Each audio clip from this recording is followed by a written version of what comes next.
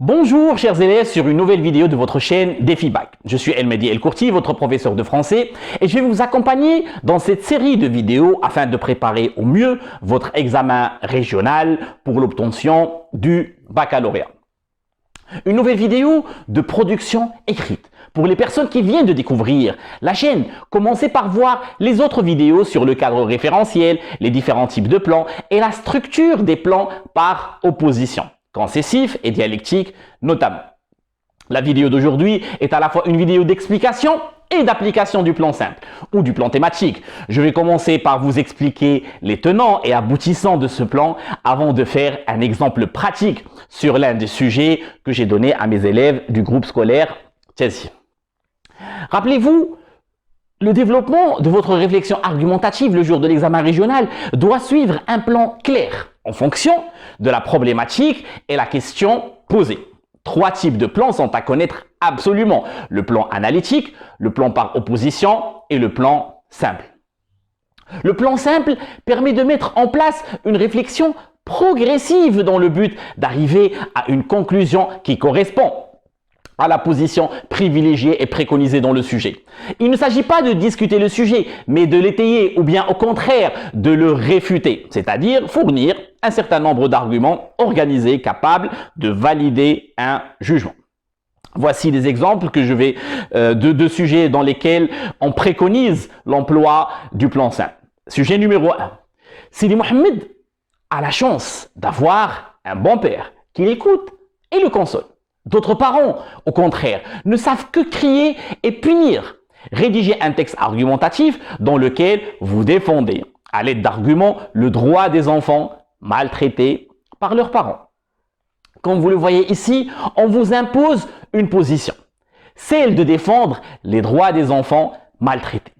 Vous n'allez pas vous amuser à dire qu'il y a un pour et un contre. Toute votre argumentation doit mener à une seule idée, à un seul objectif, montrer que les enfants ne doivent pas être maltraités. Passons au sujet numéro 2. Certaines femmes rendent visite à la sorcière ou la voyante.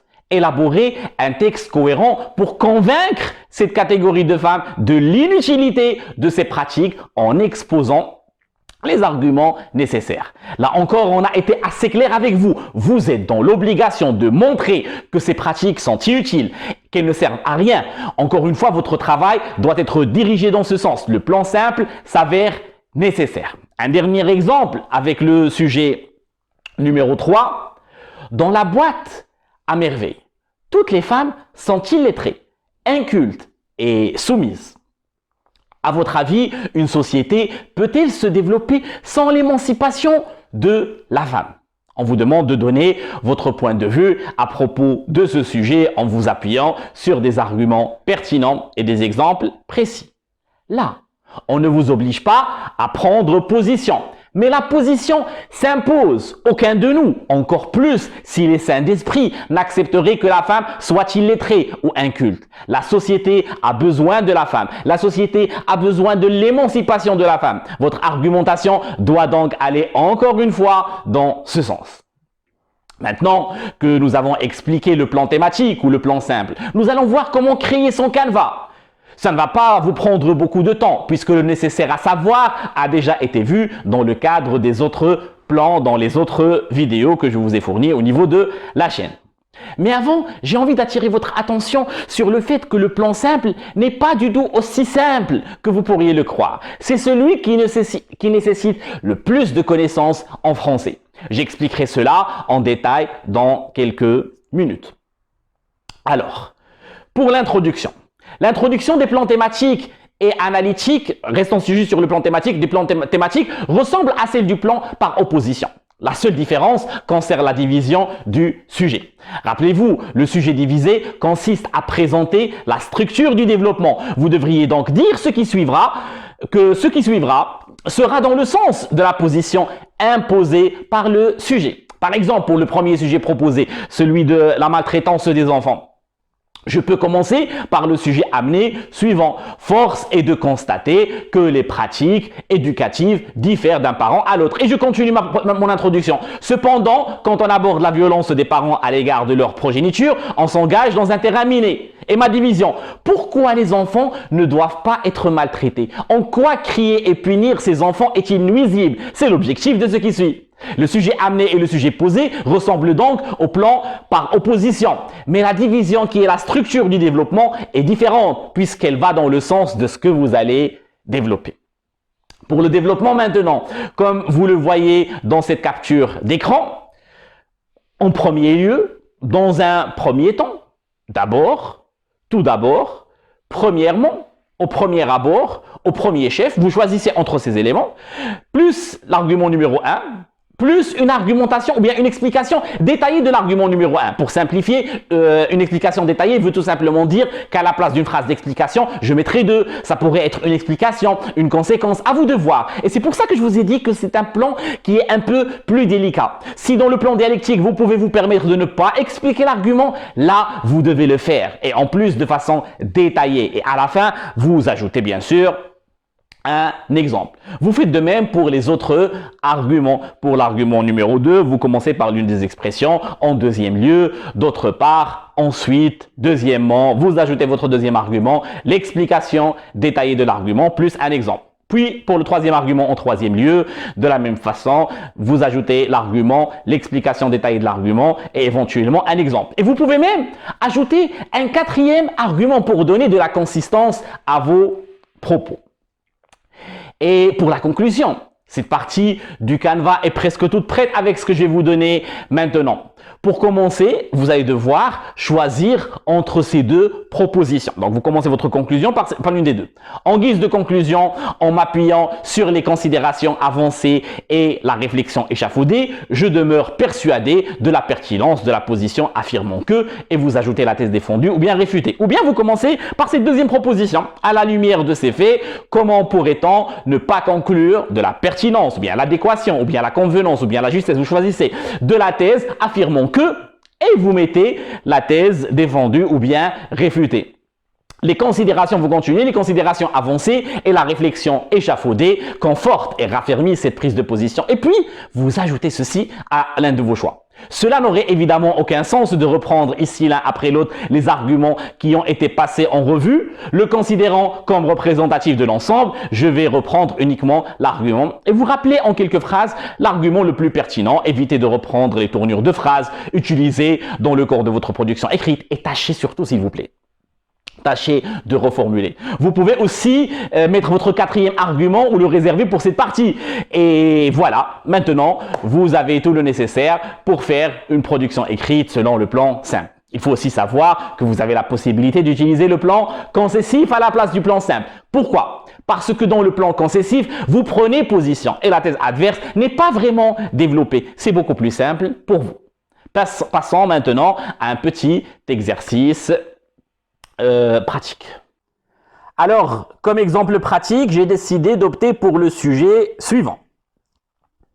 Pour régler son problème avec Antigone, créant recours à la violence, pensez-vous que l'usage de la force soit la bonne solution aux problèmes de la vie quotidienne? Justifiez votre point de vue à l'aide d'arguments pertinents. Pourquoi j'ai décidé d'opter pour ce sujet-là? Vous allez me dire que ici, on ne nous impose pas un point de vue bien précis. On ne nous demande pas de défendre ou bien d'attaquer un point de vue. Eh bien, je vais vous répondre que vous avez tout à fait raison. Cependant, il faut savoir qu'il y a un certain nombre de valeurs universelles, des valeurs contre lesquelles on ne peut pas lutter. On ne peut pas aller à l'encontre de ces valeurs. Rappelez-vous tout à l'heure les exemples que je vous avais donnés. Je vous avais parlé de la femme. On ne peut pas être contre l'émancipation de la femme. De même que pour la violence, on ne peut pas être pour la violence. Ce qui devrait nous venir automatiquement à l'esprit, c'est que le fait que la violence n'est pas la bonne solution. C'est pour ça que je peux opter pour le plan thématique ou bien le plan simple dans ce cas de figure. Mais rappelez-vous, vous pourriez aussi utiliser le plan concessif. D'ailleurs, comme exercice pratique, si vous souhaitez le faire, ce n'est pas obligatoire. Essayez de faire le plan concessif par rapport à ce sujet-là. Donc, mon objectif moi maintenant, c'est de vous apprendre et de vous montrer c'est quoi un plan thématique, c'est quoi un plan simple et comment le travailler. Et du moment que le sujet s'adapte bien à ce plan-là, commençons. Vous voyez que le tableau est un peu différent du tableau que vous avez l'habitude de faire par rapport au plan par opposition. Pourquoi? Parce qu'ici, il y a une seule thèse. Une thèse qui est défendue ou bien une thèse qui est attaquée. Ici, on va attaquer une thèse. Quelle thèse? La thèse qui dit que la violence ou l'usage de la force, en fait, ça va être la thèse qu'on va défendre, n'est pas la bonne solution au problème de la vie quotidienne. Voilà, c'est notre position, la position qu'on devrait défendre, ou bien on peut l'appréhender autrement en disant que la position qu'on va attaquer, c'est le fait d'avoir recours à la violence. Moi, je suis contre le recours à la violence ou bien l'utilisation de la force. Comme toujours, si vous souhaitez chercher des mots ou bien des définitions qui pourraient nous aider dans le cadre de notre rédaction, pour ne pas réitérer trop le terme violence, on peut parler d'agressivité, maltraitance, ou bien dureté. Ce sont les mots qui me viennent à l'esprit. Je suis certain que vous pourriez réfléchir à des mots beaucoup plus intéressants et beaucoup plus pertinents. Toujours, la première étape à faire une fois que je sais sur quoi je vais me prononcer, c'est de chercher le sujet, amener, parler de façon générale, d'un constat général et le proposer. Par exemple, ici, ce que je pourrais proposer comme sujet amené, je pourrais éventuellement dire que dans la vie de tous les jours, nous faisons face à des problèmes plus ou moins graves. Alors, vous le voyez ici, je n'ai pas parlé de mon sujet posé, de ma problématique, la violence. Mais vous savez pertinemment que je peux passer à la violence puisque c'est un moyen comme un autre pour pouvoir résoudre ces problèmes qu'on pourrait rencontrer dans notre vie de tous les jours. Alors, vous voyez ici, on a une seule position. Donc, on doit chercher des arguments. Et à chaque fois, pour les arguments, vous rappelez la dernière fois que, par exemple, les 3 dernières vidéos que j'ai consacrées au plan par opposition, le plan dialectique ou bien le plan concessif, on avait une case pour l'argument et une case pour son explication. Ici, nous avons besoin d'étoffer l'explication en proposant une phrase supplémentaire. On doit donner de la consistance à notre production écrite. Et vous allez faire cela pour tous les arguments. Vous pourriez proposer 3 arguments. C'est nécessaire, c'est suffisant, même si moi, je demande à mes élèves d'opter pour 4 arguments si vous avez la possibilité de le faire. Et pour chaque argument, éventuellement, un exemple, préférablement issu des œuvres. Alors, le premier argument, celui qui est tout le temps utilisé par les élèves contre la violence, c'est que la violence est interdite par la loi. Effectivement, vous le savez très bien, la plupart des actes de violence sont interdits par le droit pénal. Donc, je l'écris, la plupart des actes de violence sont interdits ou bien sont sanctionnés préférablement, sont sanctionnés par le droit pénal. Et pour quelle raison? C'est tout simple. Comment peut-il en être autrement? Puisque la violence provoque des blessures physiques et morales. Et des fois, c'est indélébile. Des fois, on ne peut plus passer outre. Comme exemple, je pourrais peut-être citer l'exemple de notre condamné à mort, le cas du condamné à mort. Effectivement, son crime de sang a été sanctionné par la peine capitale. C'est un acte de violence que de commettre un crime de sang, que de tuer quelqu'un. Donc, automatiquement, c'est sanctionné par la loi. Donc, rien que pour ça, on ne devrait pas avoir recours à la violence sous toutes ses formes. Alors, vous le voyez, c'est ça la seule difficulté du plan thématique. Sa difficulté réside dans le fait que vous ne pourriez pas vous contenter seulement d'utiliser un argument et c'est terminé. Rappelez-vous, dans le plan dialectique, je vous ai dit que vous avez la possibilité de proposer seulement l'argument. Vous n'avez même pas besoin de l'expliquer. Ici, vous êtes dans l'obligation de proposer un argument, vous êtes dans l'obligation de l'expliquer, et pas seulement de l'expliquer, mais d'étoffer votre explication et donner éventuellement un exemple. On a tendance à penser que le plan simple est le plan le plus facile. Moi, j'ai tendance à penser que le plan simple est effectivement un plan qui est simple, qui pourrait être familier, aisé pour des élèves qui ont un bon niveau au français. Cependant, plus tu as de problèmes en français, plus ça va être un plan assez délicat et assez difficile pour toi. Maintenant, on va passer à un deuxième argument, l'ouroboros, le serpent qui se mord la queue. La violence conduit à la violence. C'est tout simple. Effectivement, face à des menaces ou l'utilisation de la force à son encontre, une personne aura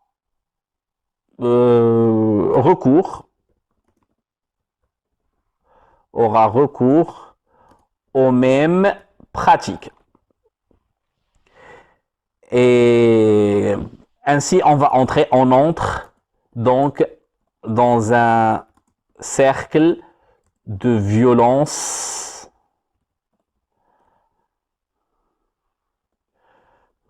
d'agressivité et de dureté sans fin. Un exemple, je suis certain que vous allez avoir recours à cet exemple-là. Il ne peut pas en être autrement. Sidi Mohammed, vous vous rappelez de Sidi Mohammed qui se déchaîna contre Zineb, pensant, ou bien, restons sur pensant, oui, pensant qu'elle avait demandé au chat, à son chat, de voler sa chaîne. Et vous connaissez Zineb et sa réaction. Elle réagit avec violence en utilisant quoi? Qu'est-ce qu'il lui avait fait? En tirant les oreilles. Allez, on va dire, en lui tirant les oreilles, sinon ça va être une répétition, en lui tirant les oreilles et en le renversant par terre. Et voilà, j'ai terminé le travail pour mon deuxième argument. Comme troisième argument, c'est un argument qui s'approche du deuxième, c'est que la violence, lorsqu'on n'est pas en mesure d'y répondre par la violence, ça va engendrer nécessairement de la haine et de la colère. La personne qui subit de la maltraitance nourrira son ressentiment. Le ressentiment, c'est tout simplement l'aigreur. Allez, j'écris aussi ce mot-là, et son aigreur. Et ce qui pourrait se passer, c'est que soit à un certain moment, elle va décider de se venger, ou bien elle va refouler tout cela et elle va subir nécessairement des troubles de l'ordre psychologique. Et ce sont des troubles qui pourraient être irréversibles ou bien indélébiles. Alors on va dire à un certain moment, soit elle se vengera ou elle refoulera cela et subira des troubles psychologiques irréversibles. L'exemple qui me vient à l'esprit pour étayer cet argument, c'est l'exemple de Sidi Mohammed face à la violence du fiqh ou bien face aux méthodes agressives du fiqh et son utilisation de la baguette de Cognacier, de Cognacier. Donc, Sidi Mohamed, face à ces méthodes, commençait à détester le MSID, l'école coranique. Et voilà, j'ai terminé mon troisième argument. Ça peut être suffisant pour le jour de l'examen régional. Si vous êtes en mesure de proposer un quatrième argument, faites-le. Un argument, j'ai lu vos productions écrites et j'ai beaucoup aimé cet argument qui a été proposé par Louis Mftahi, c'est que la violence est un signe de faiblesse. Effectivement, c'est le recours lorsque l'on est à manque d'arguments. Effectivement, vous le savez tous très bien, malheureusement des fois on a recours aussi à ça, la force est le moyen tout trouvé pour ceux qui ne savent pas convaincre. Et l'exemple est typique, tout le temps utilisé, créant à recours à la violence pour régler son problème. Donc là, on revient à ce qu'ils vous ont proposé dans le sujet, pour régler son problème avec Antigone, parce qu'il n'a pas pu la faire revenir sur sa décision. Alors, une fois que j'ai fait ça, je prends mon canevas. Bien sûr, là, je vais l'utiliser directement devant vous. Vous, le jour de l'examen, vous le connaissez parfaitement, donc vous allez l'écrire directement et vous allez commencer votre rédaction. Alors, voici le canevas de la production écrite. Alors, je commence toujours par l'introduction et le sujet amené. Force est de constater que, et je prends mon sujet amené, que la violence ou l'usage de la force n'est pas la bonne solution face aux problèmes de la vie quotidienne. Et voilà.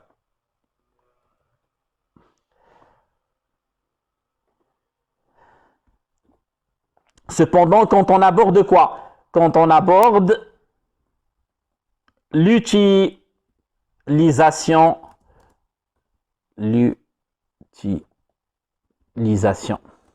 de la force et de la violence pour les régler, on s'engage dans un terrain miné. Donc voilà mon introduction. Force est de constater que la violence et l'usage de la force n'est pas la bonne solution aux problèmes de la vie quotidienne. Cependant, quand on aborde l'utilisation de la force et de la violence pour les régler, on s'engage dans un terrain miné. Pourquoi s'agit-il d'une pratique nuisible?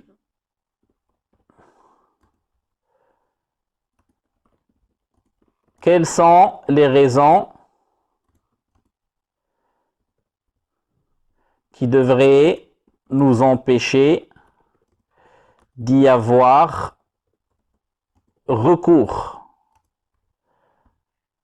C'est l'objectif de ce qui suit. Ici, le sujet posé, ça doit tout simplement être dans le sens de votre position. Vous êtes contre l'utilisation de la force. Vous pourriez dire par exemple, moi j'ai écrit pourquoi s'agit-il d'une pratique nuisible, quelles sont les raisons qui devraient nous empêcher d'y avoir recours. On pourrait tout simplement, alors là, deux pratiques nuisibles, je vais les mettre au pluriel, puisque j'ai parlé de la force et de la violence, deux pratiques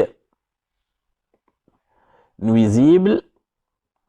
Voilà, j'aurais pu par exemple dire pourquoi la violence ou l'usage de la force n'est pas la bonne solution aux problèmes de la vie quotidienne. Ou bien qu'est-ce qui me pousse à le penser? Donc, pardon, je me suis trompé, je suis vraiment désolé. J'espère que vous suivez avec moi parce que j'ai commencé directement par proposer ma problématique ici. Non, normalement le sujet amené, le voici. C'est que dans la vie de tous les jours, je suis vraiment désolé. Force est de constater que Attendez, je règle tout ça.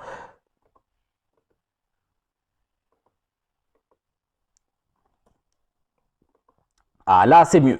Force est de constater que dans la vie de tous les jours, nous faisons face à des problèmes plus ou moins graves. Alors, vous le voyez ici, c'est le sujet amené. Je n'ai pas parlé de ma problématique. Je ne dois pas parler de ma problématique au niveau de l'introduction. Cependant, quand on aborde l'utilisation de la force et de la violence pour régler ces problèmes, pour les régler, on s'engage dans un terrain miné. Pourquoi la violence, je peux utiliser ça, pourquoi la violence ou l'usage de la force n'est pas la bonne solution au problème de la vie quotidienne qui est ma position. Moi, j'ai dit, pourquoi s'agit-il de pratiques nuisibles? Quelles sont les raisons qui devraient nous empêcher d'y avoir recours? C'est l'objectif de ce qui suit. Donc voilà, ça c'est l'introduction du plan thématique ou du plan simple. Alors, juste après, je dois commencer. Rappelez-vous, dans le plan par opposition, on avait dit qu'il y avait 2 paragraphes à chaque fois. Dans le cadre du plan dialectique, les 2 thèses, une thèse par paragraphe. Et dans le cadre du plan concessif, lorsque je concède la thèse adverse, je fais un paragraphe. Et lorsque je réfute et que j'étais ma thèse personnelle, je fais un autre paragraphe. Ici, il y a autant de paragraphes que d'arguments utilisés. Chaque argument doit constituer un paragraphe. C'est pour ça que je vous ai dit que chaque argument devrait être étoffé. Alors, en premier lieu, nous pouvons affirmer que la violence est interdite par la loi. Et j'explique, en effet, la plupart des actes de violence sont sanctionnés par le droit pénal. Comment peut-il en être autrement, puisqu'elle, ou bien du moment qu'elle provoque des blessures physiques et morales. Et là, je donne mon exemple. Prenons pour exemple le cas du condamné à mort.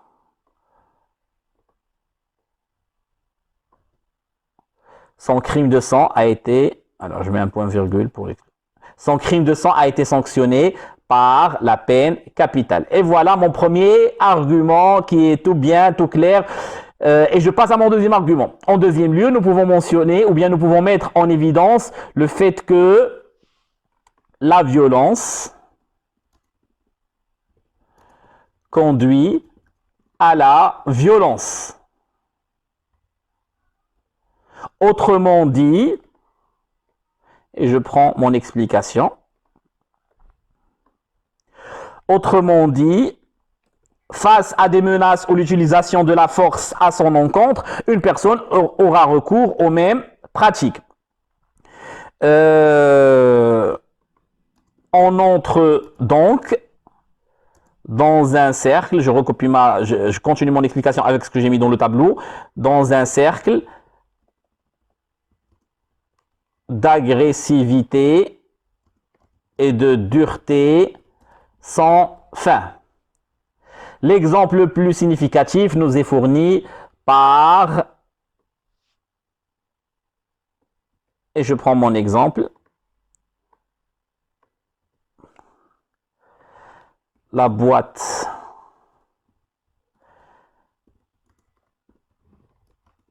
à merveille dans laquelle Sidi Mohammed se déchaîna contre Zineb, pensant qu'elle avait demandé au chat de voler sa chaîne. Elle réagit avec violence en lui tirant les oreilles et en le renversant par terre. Prenons l'exemple ici. Je vais étoffer l'exemple ici. Prenons l'exemple du condamné à mort dans le roman Athèse de Victor Hugo. Plus vous avez la possibilité d'étoffer vos propos, faites-le. Alors voilà, là j'ai terminé mes 2 premiers arguments. Je passe au 3e argument et rappelez-vous que le 3e argument est suffisant pour l'examen régional. Moi j'ai utilisé 4 parce que j'aime étoffer tout simplement les productions écrites. En 3e lieu, nous pouvons assurer que la violence engendre la haine et la colère. En d'autres termes, la personne qui subit de la maltraitance nourrira son ressentiment et son aigreur. Je recopie mon explication. Et je continue même avec, à un certain moment, soit elle se vengera ou elle refoulera cela et subira des troubles psychologiques irréversibles. Alors, CTRL-C. Et voilà. Les convergences se font jour entre ce que je viens d'énoncer et le cas de Sidi Mohammed. Attendez, voilà. Qui, face aux méthodes agressives du frère et son utilisation de la baguette de Cognacier, commençait à détester le MSID, l'école coranique. Ah pardon, je l'ai mis dans le troisième. Ah, je suis un peu déconcentré aujourd'hui. Alors, CTRL X. Les convergences se font jour entre ce que je viens d'énoncer et le cas de Sidi Mohammed qui, face aux méthodes, c'est bien, voilà. Maintenant, je passe au dernier argument. En dernier lieu, nous pouvons évoquer l'idée que la violence est un signe de faiblesse. La violence est un signe de faiblesse. C'est-à-dire que